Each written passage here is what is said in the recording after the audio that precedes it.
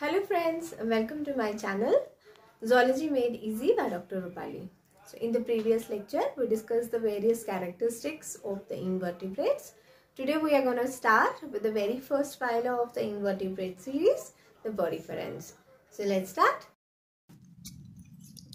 So let's start with the Poriferas. Poriferas are commonly known as sponges because just in case of a sponge we notice different types of the pores in it.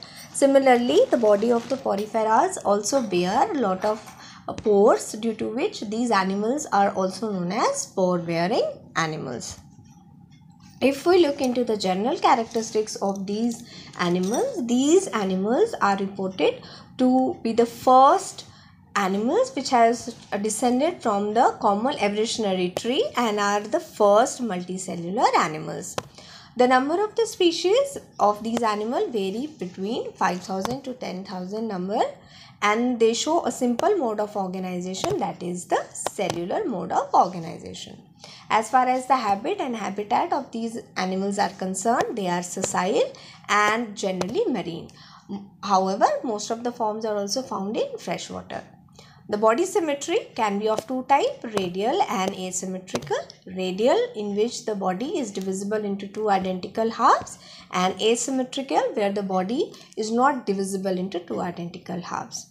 The body plan consists of simple cells that are arranged in the form of pores that actually constitute long series. So that is why they are known as pore bearing animals. So in the figure you can see that the body is having multiple pores, due to which they are known as pore bearing animals.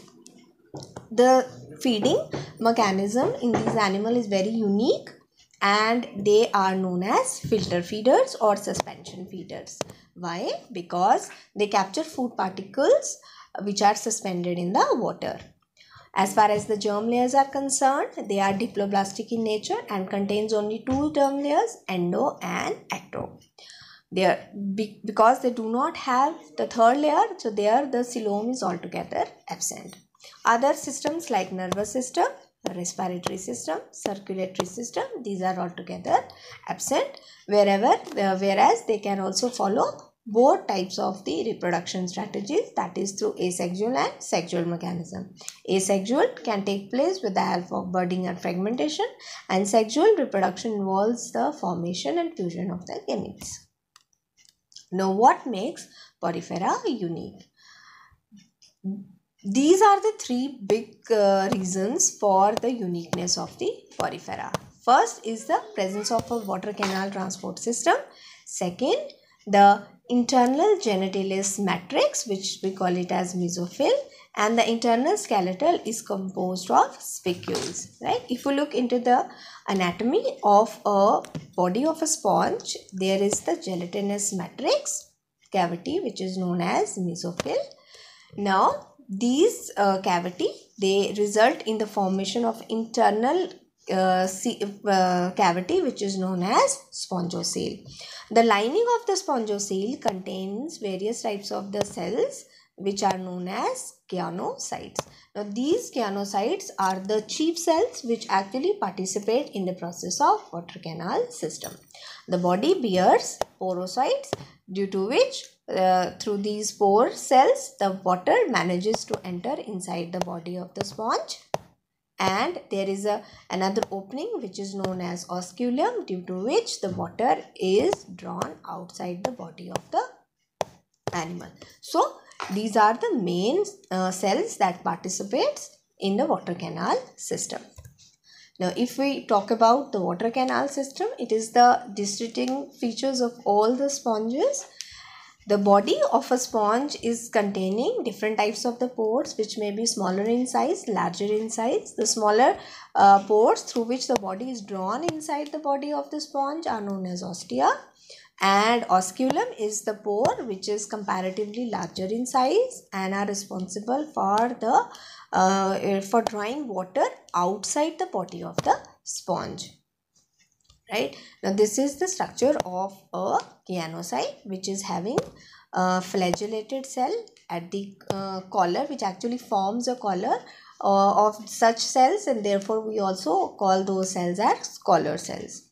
Now, these cells are actually the cells which participate in the filter feeding mechanism of the animal.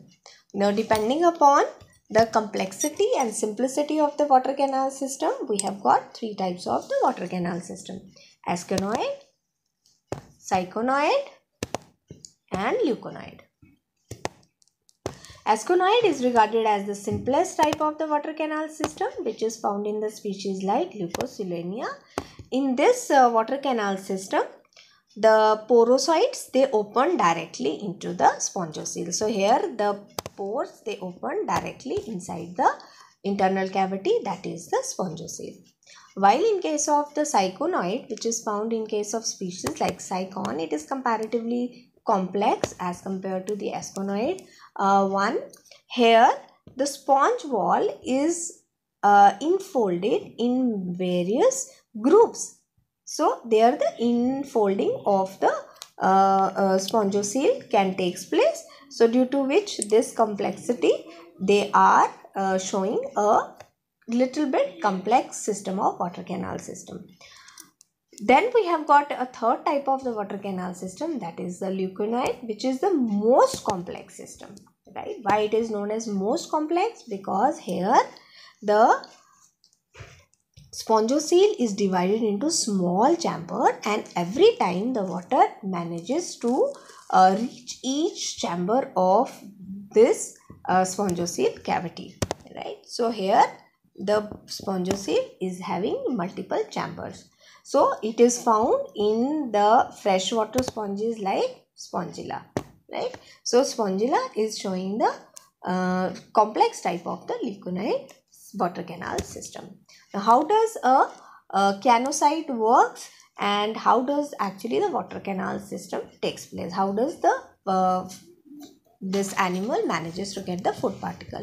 The beating of the flagella creates water current, due to which the water it is forced inside the body of the animal, and that water current manages to take lot of food particles, and when these cells, they enter the conocytes, the food vacuoles are there, at which the phagocytosis process can actually takes place. So this is how the working of feeding, we can say that the feeding mechanism takes place in case of these kind of animals.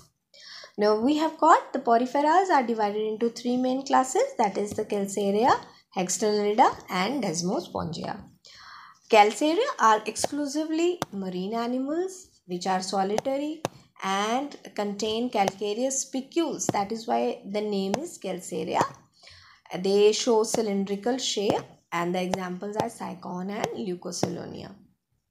Hexternellida are exclusively marine and mostly are the sea bottom feeders or dwellers. They are solitary in nature. They show radial symmetry, and the common examples are Euplectella and Halonema. Demospongia are the forms which contain both marine as well as freshwater forms as well. And their spicules are highly complexed, and they show asymmetrical type of the body.